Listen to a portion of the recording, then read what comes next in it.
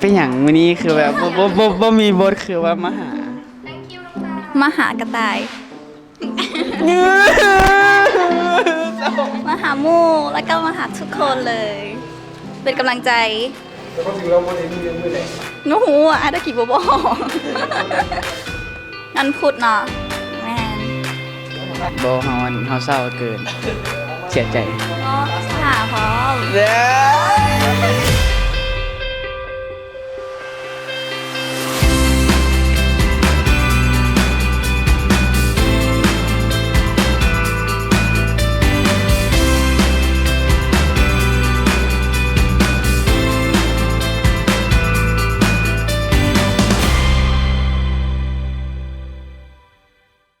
โอเค ตอนนี้เขาอยู่ที่กล่องปันๆงงๆทรงๆผ่านๆโอเคเขาจะมาสัมภาษณ์กันว่า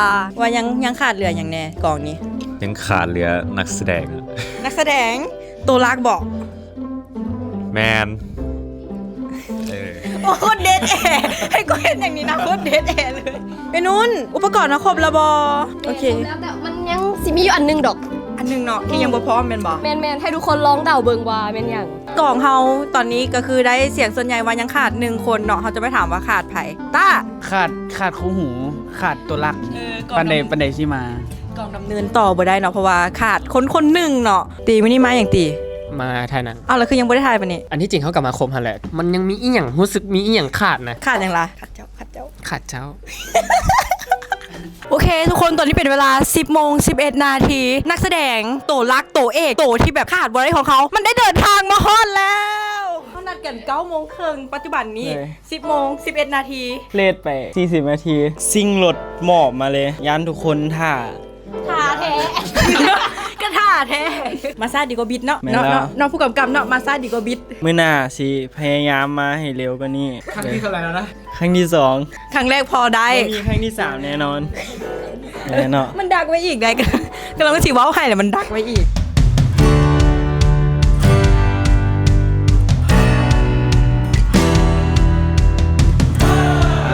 อัน1 2 3แอคชั่นเป็นอย่างบ่มีในเรื่องก็คือว่ามาบ่มีมีบทในเรื่องแต่ว่าเป็นอย่างเคือนบ่ได้ถ่ายนะในซีนเจ้านะคือ อยากมาเป็นอย่างมีปัญหาวะ อ๋อยังไม่ให้กำลังใจกีตาร์ ยังมีนี่พี่พีมากเลมอนไปบางเวียงเด้เนาะอะไรแบบทุกคนไงเหรอแม่ขอทุกคน I miss you so much ที่หมายถึงทุกคนนะไม่ใช่ สัมภาษณ์เหรอ ถามไอ้นุนเรื่องโมจิ พวกน้องอยู่ไหน เดี๋ยวเอ้ยเอาให้เอ้ยเอามา ว้าว เพราะว่าเอ้ยฮู้น่ะเอ้ยแววๆเลยเอ้ยมีเซนส์แบบตอนนอนของเอ้ยกับว่าถ้าสมมุติน้องๆมา พวกเอ้ยอายเดาได้จังไหน เพราะว่าเขาซิงค์กันเขาแนมตากับหูใจแล้วกับน้องๆนะ พวกเราเป็นแฝดกัน เราเคาะออกมาจากท้องเดียวกัน เดียวกัน มาจังใดอ่ะ มากับไอ้นุ่น อ๋อเขาพายุสายอาดากิ ต่อไปอาจจะทายซากกันเขาเจ้าร่วมทับกันนี้ อ๋อ ให้เลื เอา อก ตึกแฝดเหรอ และตอนนี้เขาถ่ายแล้วไปแล้วซีนหนึ่งที่จุดนั้นใช้เวลาเพียงแป๊บเดียวเท่านั้น เพราะว่านักแสดงเขามืออาชีพแหงและตอนนี้เขากำลังจะไปถ่ายซีนที่2ซึ่งเป็นซีนตกหลุมรักแแหลกครบเขาจะไปถ่ายอยุสายนั้นไปเบิกกันเลย 3 2 1แอคชั่น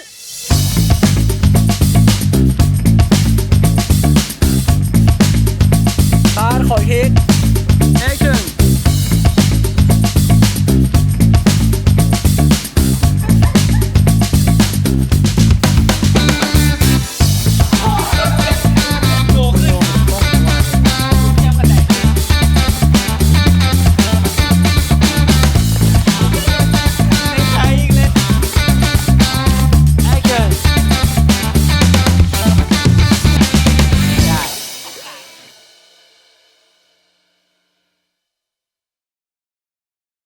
มีแผน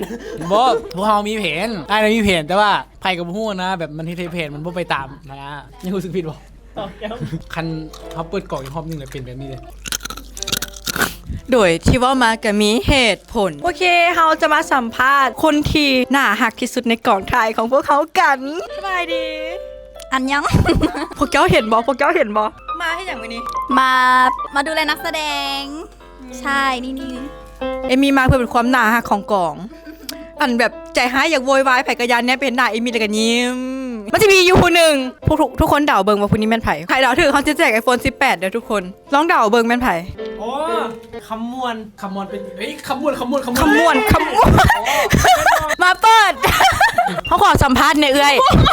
มื้อนี้เจ้ามาอย่างเนาะ ว่าสิมาให้กำลังใจสามีแต่สามีบ่อยู่เครียดสามีอยู่สามีแบบหนีไปเล่นน่ะสามีบ่เอาลูกอมเมียไปนำงอน ฝากถึงเลมอนเนี่ย เชอะแค่นี้แหละสั้นๆเชอะ กลับมาง้อเอาในเด้อเลมอนเด้อเครียดแฮงแล้วหนีไปเล่นแล้วบ่เอาเมียไปนำ ที่มันเป็นเงินแบบใบละ$100นะเอาเป็นโซง่ายๆโลดพันดอกเนาะอันนี้คือหายเลยจะเป็นว่าหายไปเลย มึงนี่มาให้หยังมื้อนี้ มาอันมอแม่แถวนี้แหละ มวนบ่มื้อนี้ มวนหลายปวดขาปวดเอวโอ้ยเบิดแล้วกอบแก๊บเท่ากอบแก๊บ โอเคเท่าเทียม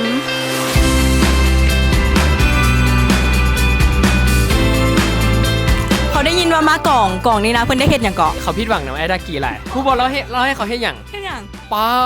เขาแบบมีหน้าที่ที่สำคัญขนาด สำคัญหลา เขา ย ให้เพื่อนเดา ผู้ช่วยผู้กำกับ ยังขออีกบ้านนึง ผู้ช่วยตากล้อง บอสำคัญก่อนท่านเด็กแบกน้ เด็กแบกน้ ำแมนชีวิตการเป็นอยู่ของแต่ละคนนะขึ้นอยู่กับเขาถ้าทุกคนเมื่อยแล้วไม่ได้กินน้ำนะแล้วขาดเขาไปนะทุกคนจะไม่ได้กินน้ำเลย แบบคนทั้งกองนะขาดเขาไปเลยเขาสำคัญที่สุดละ ำกินน้ำอย่าลืมไปดื่มอยู่จุดดื่มน้ำเด้อทุกคน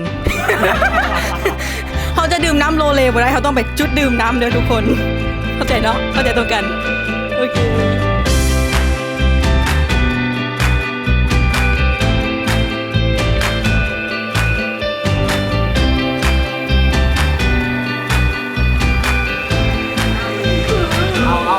ลืมเอา อันนี้ได้ที่ได้ เอาใหม่ บ่มีหันเลียนตัว L บนตัว R คุณครูเหร แล้ อ วก็เป็นครูสอนตัดต่อมือนึงอ่ะ จะมาเป็นครูสอนตัดต่อมือหนึ่งก่อนอื่นหมดเลยให้ทุกคนมาพบกับ พับกบก่อนพับกบเฮ้ 3 2 1 สวัสดีทุกคนวันนี้มาพบกับกีตาร์คุณครูเนาะวันนี้กีตาร์สิมาเป็นครูสอนตัดต่อมือหนึ่งก่อนอื่นหมดเลยให้ทุกคนมาพับกบเฮ้ยพบกับ กีตาร์เอาดีๆบุลินนะ เอาบ่อยากให้เครียดเนาะ Action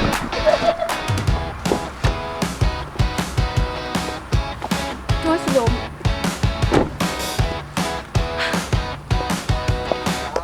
Action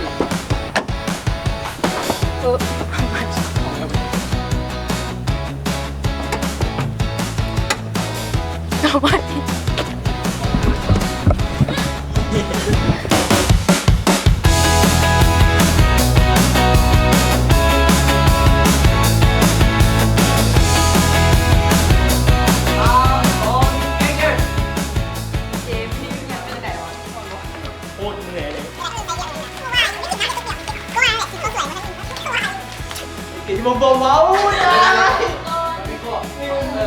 ได้ได้ยังก็ได้ยังปัดตีได้ยังวะโอ้เพื่อนนะเพื่อนเจ้าขวัญน้ำมันเลยนะ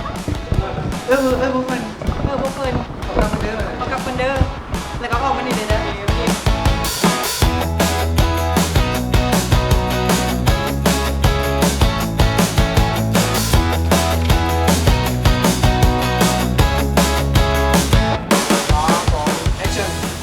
กูแค้น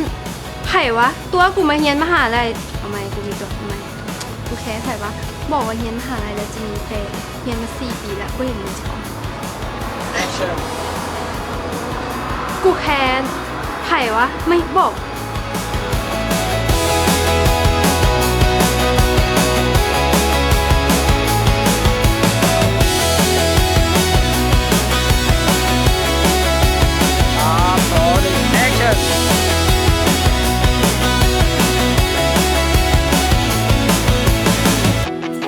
ขาดมาตรงยิ้มเอาไหมขออีกทีหนึง Action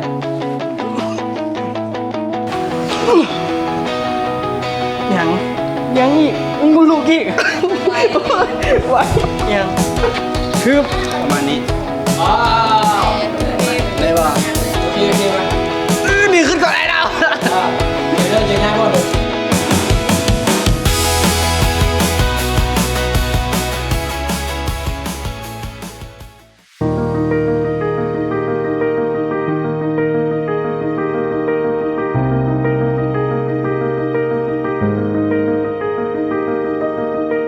สบายดีเนาะน้องคนมาสวย เรายอมรับแล้วเนาะว่าเราเป็นคนมาสวยมื้อที่2แล้วก็ยังมาสวยอยู่ มื้อนี้เฮาเลท10 นาทีเท่านั้นเรานัด8:10เฮามาเรานัด8:00เฮามา8:10 โอ้คุณพี่เขาแบบอยากมาช่วยแหงน้องช่วยละเด้อแบบน้องช่วยเต็มที่แหงละมานี่ฟ้าวางสัมภาษณ์ก่อนอาดากิสัมภาษณ์ก่อนเอาฟ้าวางไหม เป็นอะไรเนาะอยู่กับยวนกล่องนี้ กล่องนี้รู้สึกว่าสบายแห่งเบียกหนักเบียกเบานี่เฮ็ดได้เบิดแต่ว่าตัวนี้เบียกเบาสบายแม่นเบาที่สุดในกล่องแล้วนี่ เนี่ยเบาที่สุดในกล่องเลยคือ ผู้หญิงตัวเล็กๆเฮ็ดเวียกน้อยๆได้เบิดเจ้าไปเฮ็ดเวียกต่อกันเด้อเจ้า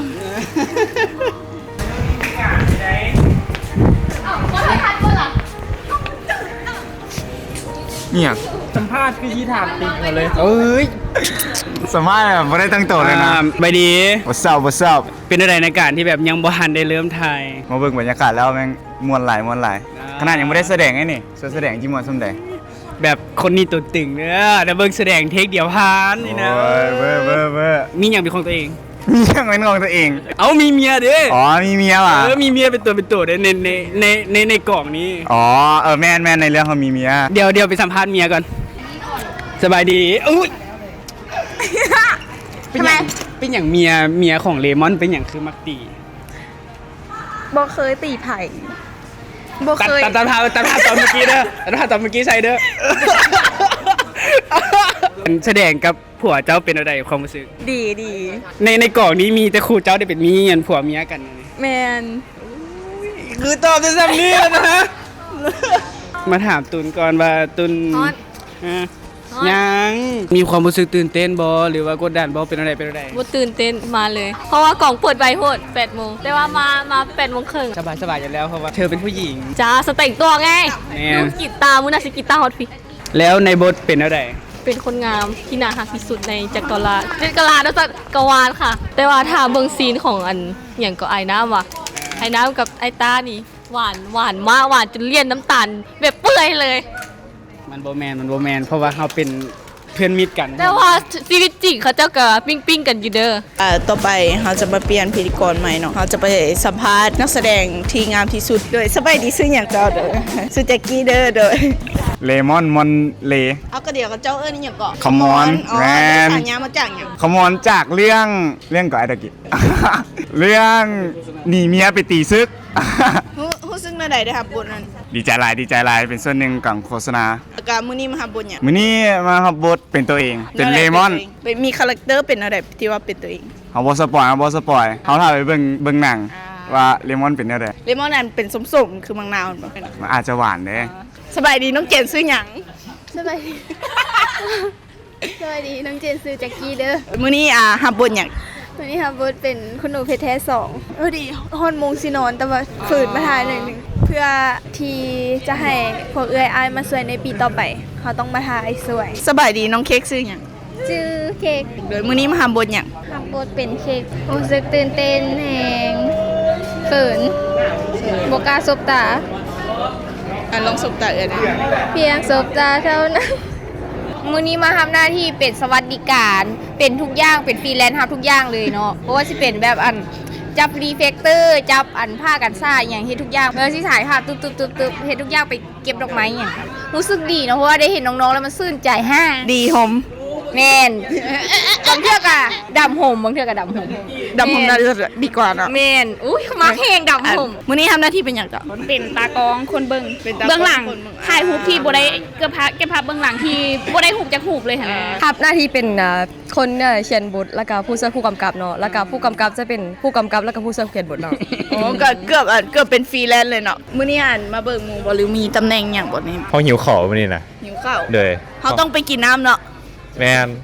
นี่อย่างอะไรนะ แล้วบ่แม่นหยังอันนี้สัมภาษณ์คนหล่อเด้ โอ้ และอันนี้เป็นรายการคนหล่อนะคนหล่อกับคนงามเดี๋ยวนี้ โอ้ยตายแล้ว ตอนนี้เฮียนปีใดจ้ะ ปีหนึ่ง บ่แม่นปี2025ว่ะ มาครับตำแหน่งเป็นไม้บูม รู้สึกหน้าใดกับตำแหน่งนี้มีความรู้สึกหน้าใดนะ เขาผิดหวังกับไอ้ดากิเอาเขามาตากแดด กูสิบอกแม่กูมาตากแดดบ่ได้ตากแดดน้องไหนเอ้ยนี่เหือซ้ายเหือแตกก็แตกหมดแล้ว เขากับเงาแตกบุคือกับเอ้ย อันนี้แตกเฮ้ยบ่ได้แซ่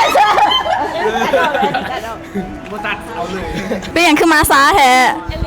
อาจารย์สอนไก่โมง อาจารย์เลิก47พุ่นนะ กูบ่ยอมไม่อยากคนรอเขาบ้ากูสัมภาษณ์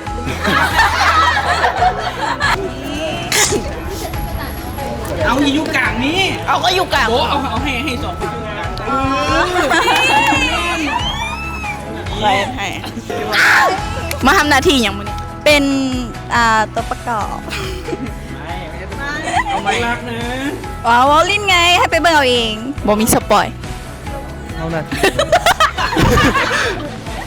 มาได้ยังไง แสดงว่า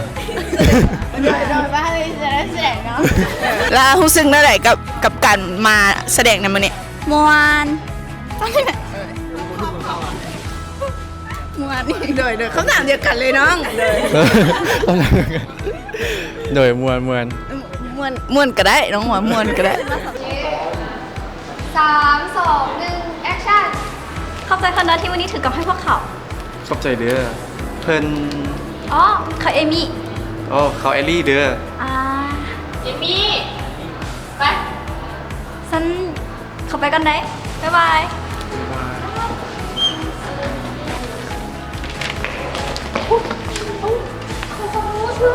เอาของเพื่อน เขาหน้าห้างแบบนี้ผมบอกกับเขาดอกเขาให้กันเลย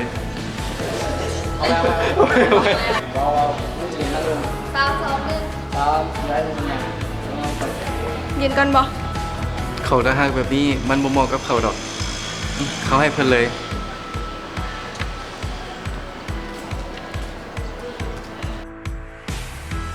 3 2 action จะเป็นไผ่เขาซื้อเขาได้เลย โอ้ลืมไปยังยัง บ่ยากเอาไหม ตั้งแต่ว้าตั้งเหรอ ตั้งแต่ที่คอยพ่อหน้าเจ้า ตั้งแต่ที่คอยพ่อหน้าเจ้า เอาที่เข้าปากก็ได้ตั้งแต่พ่อหน้าเจ้าเขาจะยิบก็ได้ ตั้งแต่ก็ได้ทีในมอนเข้าปาก ใช่ ตั้งแต่ข่อยพ่อเจ้าของบิดข่อยกับฮู้เลยว่าเจ้าคือหักแท้ของข่อยอุ้ยหักแท้ที่ข่อยตามหา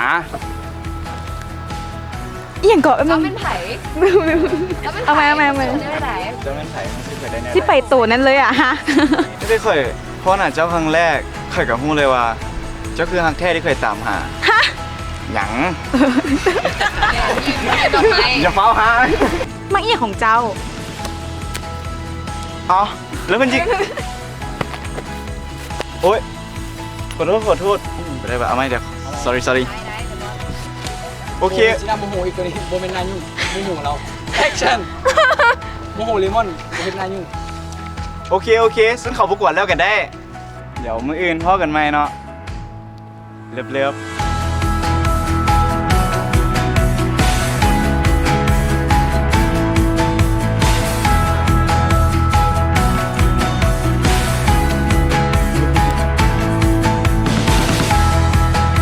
ไม่สร้างอย่างเราตี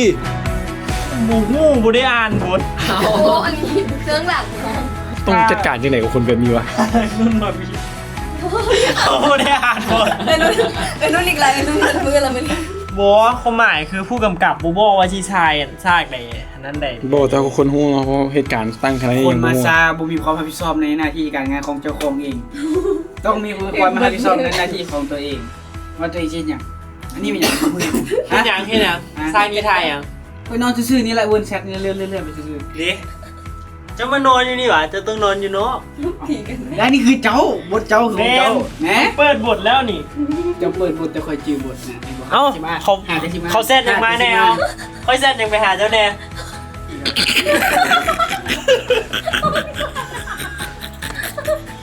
ที่มันเกิดกูวะจะกรีดทำไมมันเกิดกู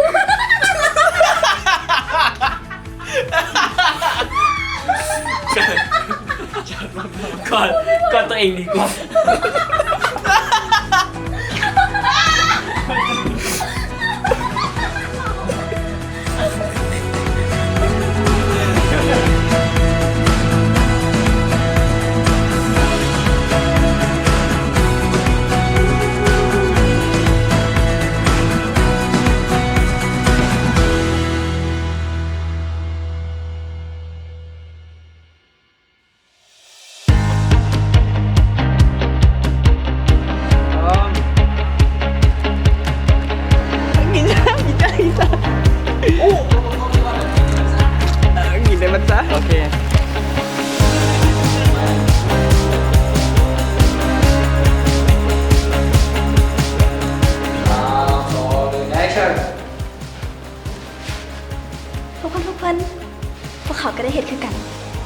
3 คนมีเขานี่แล้วก็นี่ย่างตามเพื่อนสันเอ้ยว่าภาษาอะไรได้ยินไม่ได้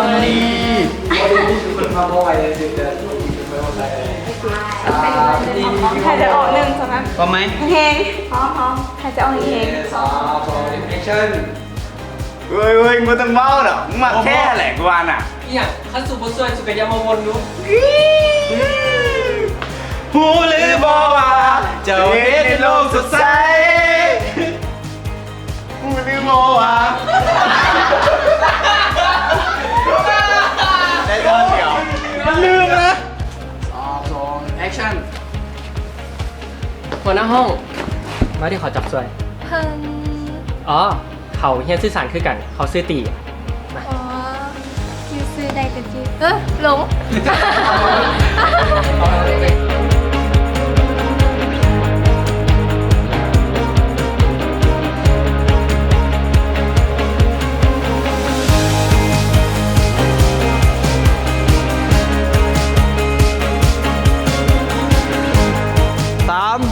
2 1แอคชั่น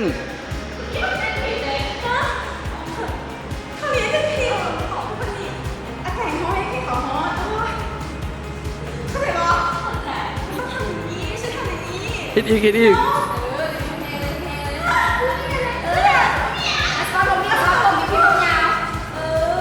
เอาไหม น่ารักจังเลย ยิ้มกว่าอีก โอ้ยคนอะไรวะทำไมน่ารักอย่างนี้นี่ จบตากัน เฮ้ยตัวนี้ได้เอาตัวนี้ของตัวนี้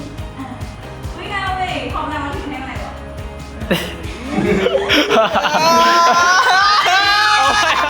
แล้วก็มาฮอนมื้อสุดท้ายของกองถ่ายเฮา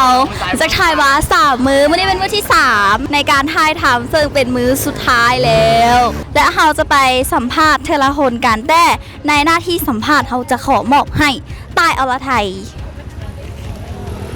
เจ้าสบายดีกองถ่ายมือสุดท้ายแล้ว เย้ทุกคนดีใจเย้เพราะว่าไอ้ดากิจะเลี้ยงซินดาดบุฟเฟ่เก่าๆเย้ไอ้ดากิจะไปกู้เพื่อมาเลี้ยงซินดาดพวกเขาเนาะอันนี้คือคำสัญญาที่ไอ้ดากิเว้าตั้งแต่เปิดกล่องหยุดมาก่อนสิสัมภาษณ์ไอ้ก่อนโอเคให้เรื่องตัดต่อเป็นหน้าที่ของไอ้เนาะเขาถ่ายไปโลดโอเคเขาจะมาถามไอ้ดากิว่าหลังจากที่ว่าร่วมงานกับพวกน้องมาเนาะกล่องถ่ายกล่องนี้เนาะความรู้สึกเป็นจังได ไอ้ต้องถามพวกน้องว่าห้องงานกับไอ้เป็นจริงเด็ไอ้น้องรู้สึกยังไง เห็นเรียกกับพวกน้องไง อ๋อพวกน้องเห็นไอ้เมื่อจบปี4เลยไอ้ยังอยู่ต่อยาวๆไปเลยสิ เพราะฉะนั้นไอดากิจะอยู่น้ำเฮาต่ออีก1 ปี บ่ เข้าฉากมือนี้ความรู้สึกเป็นจังได จะมีการเก็บตัวห่างไก่และออกกำลังกายให้ดีและมีกินอาหารให้มันถึกโภชนะ เดี๋ยวเจ้าเข้ามาเห็นอย่างในฉากนั้น อ๋อตัวประกอบ แล้วเจ้าเตรียมตัวเพื่อยัง เตรียมตัวเพื่อการเขานั่งเก่งและยกแขนแล้วบางเทื่อ ลงไม่อย่างนี้นะพวกเข้าใจซ้ำ รู้สึกดีใจแล้วก็ภูมิใจหลายที่ได้เป็นส่วนหนึ่งของกองไอดากิแล้วรู้สึกดีใจหลายที่เรายังโบเตะออกเพราะว่ามื้อนั้นบิดเรากันโตการทายโฆษณานะไปลิ้นแล้วเคินเกิดนะสัญญาณก็บ่มีกูคิดว่ากลับไปอยู่ยุคหินแม่นี่เปิดเบิ่งบ่เห็นข่าวเห็นอย่างเลยเน็ตโบขึ้นโอ้แม่ง ต้องขอบใจไอดากิเนาะที่ว่ายังบ่เตะเขาออกจากกอง แม่นแล้วต้องขอบใจตัวเองที่แบบเก่งก็แดงเก่งนะแมน โดย แสดงเป็นธรรมชาติว่าเขาเป็นก้อนหิน เลมอนคนรอของเราเนาะห้องเพลงได้แล้วบ่ขอ1 ท่อน หูหรือบ่ว่าจะเฮ็ดในโลกสดใสเดี๋ยวนี้แหละ เอาไผ่ห้องได้เพลงนี้ไผ่ห้องได้อติห้องได้ ผู้กำกับห้องได้ โอ้รู้สึกดีสุดๆไปเลยเพราะว่ามันได้เปิดประสบการณ์อะไรใหม่ๆได้แบบรู้สึกผูกพันมีความเหมือนเดียวกันมีความมวลอยู่แมนมากแหงคันว่าจบไปเห็ดเวียกกันจะหาเวียกแบบนี้แหละที่แบบเมื่อยแต่สบายใจแล้วอยู่กับคนสบายใจสุดๆไปเลยไม่อยากให้จบได้นี่ไม่อยากถ้าว่ามีโอกาสหน้ามีงานหน้านี่จะมาอีกบ่พร้อมสุดๆพร้อมเสมอ มันเป็นอย่างที่โบเคยเฮ็ดและก็เฮ็ดหลายมื้อท้ายโดนแต่ว่ามันบ่เมื่อยเพราะว่าสภาพแวดล้อมดีมาก ทุกคนใจดี ถึงจะให้เวียกหลายแต่มันบ่เมื่อยเพราะว่าได้อยู่กับคนดีๆหลายคน ถ้ามีโอกาสอีกจะมาอีกบ่ มาสมัครอยู่สังกัดนี้แล้ว เซ็นสัญญากับไอ้ดากี้เหรอ จึ๊